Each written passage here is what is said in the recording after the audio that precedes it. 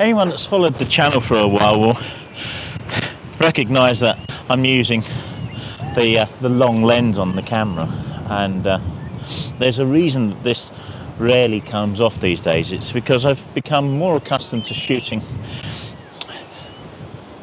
detail shots, and I'd like to think about them as more photos about something rather than photos of something.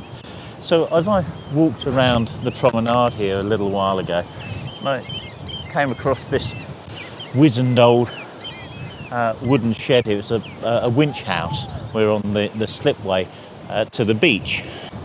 Just the detail in this shed, on its own, I want to emphasise that it's pretty dull. But when you start looking at the details on it, is when you start really beginning to appreciate just how wonderfully photogenic this is, and indeed everything that's around here. So it's about talking about and taking photos, I should say, of taking photos about things and not necessarily of things. If you look at the details of the elements that we have around us, then you've got more of a sense of the object and its purpose, its work, and things like that, rather than just the entire scene. And that's what the big lens tends to give me. So I'm not going to talk an awful lot about things in this video. I want to really just show you the idea of taking photos about something and not of something. So first up, let's have a few photos about this shed.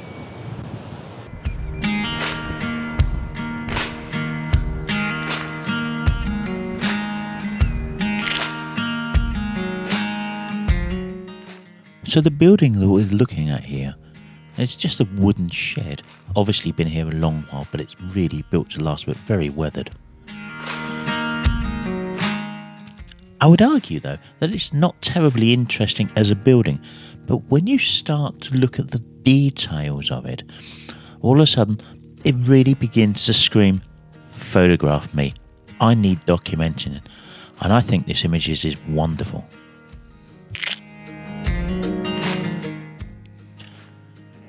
A number of the images you'll see in this video are really rather close, but you don't have to get super close to really beginning to tell the story about something rather than of something.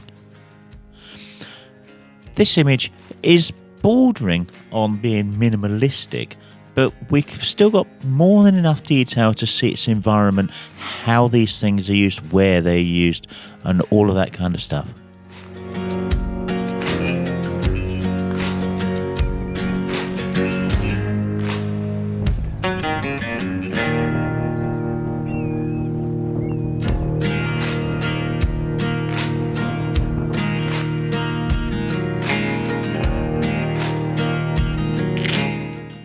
And here a study of these oars tied together with a bit of nylon rope. Just looking down them at a really quite a sharp angle, you get a real sense of the use of these, how they've been essential to this vessel because they're tied up and they're attached to it. It's a nice shot.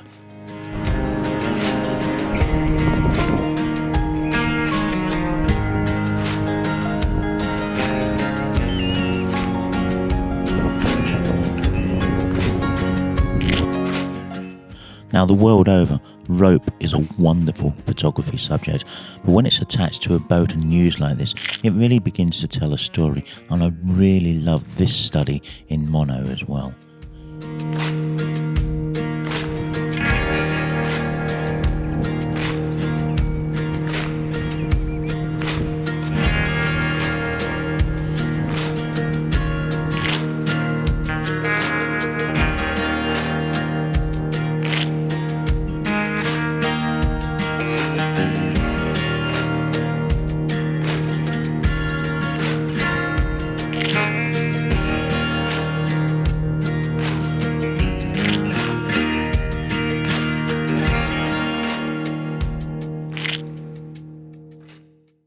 But you don't have to get up close and personal with something like that, you can of course use a wider angle lens and just get in closer.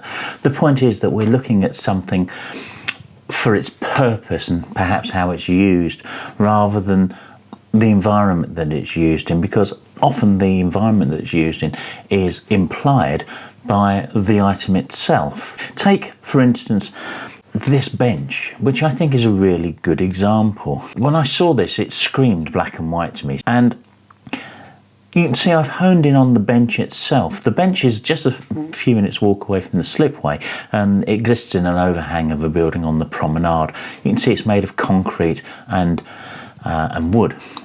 So it serves a very particular purpose on the coast because, well, of course, if you put too much stuff that's made of metal out on the coast, it rots and rusts away. So it's not ideal for it.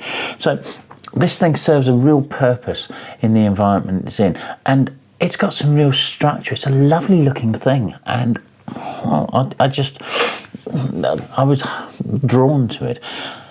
So we've got this high key version of it, which you've seen, and if we add some contrast into it, it gives you a very different kind of feel to the shot, and we begin to understand perhaps the environment a little more. You can see all the staining underneath the bench where people have dropped their sweets and their drinks and various things. And it's an artistic view of something that's incredibly functional and designed for a very, very specific purpose and located in a very harsh environment. And we're talking about the bench rather than about the entire area that the bench is located, and I think that does matter.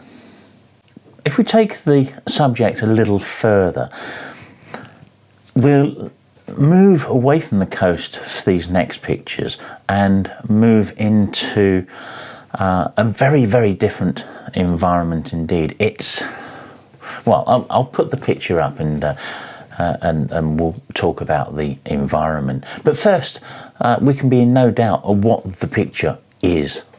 It's very clearly something that has been left to rot for quite a few years.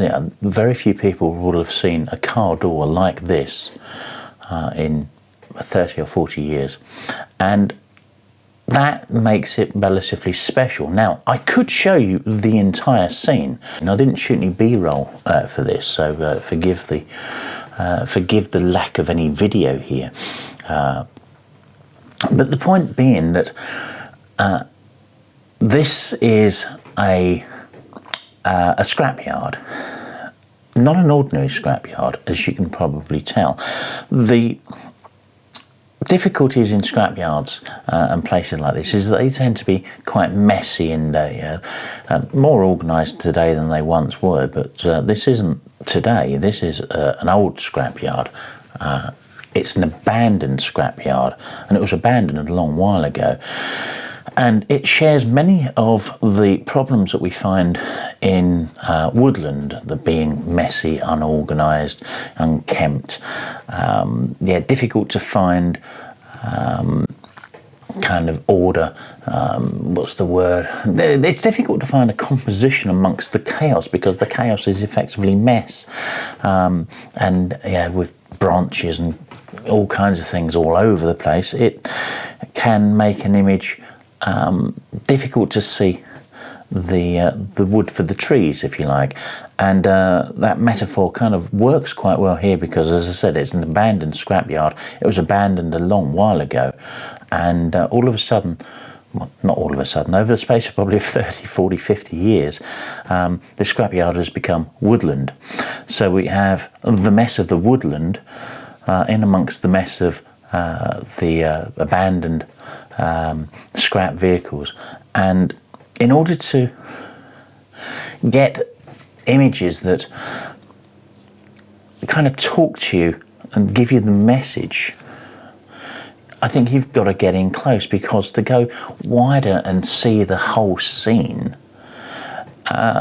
well, you just end up with the same kind of mess as you do in woodland.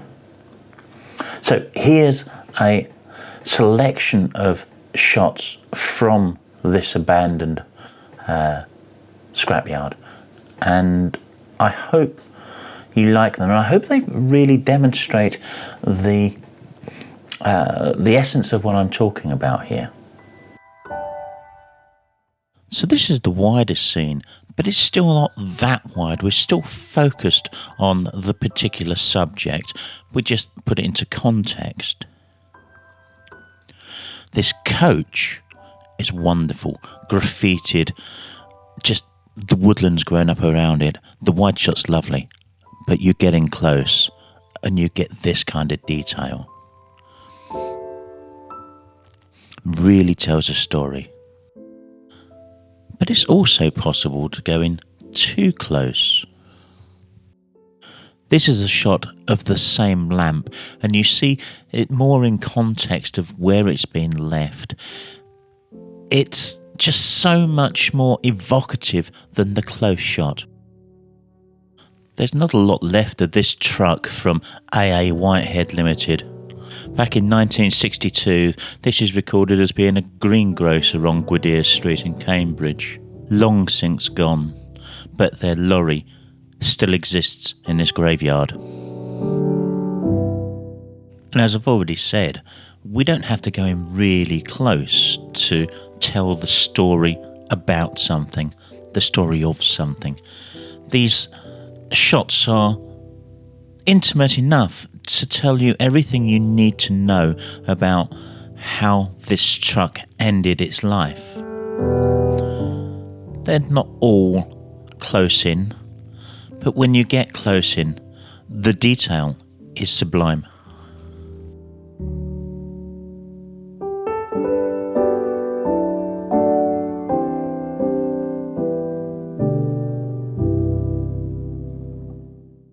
I hope these images have given you some ideas as to how you may change some of your photography to look at things perhaps a little bit more in detail. Talk about the why, the how it's used rather than the where it's used.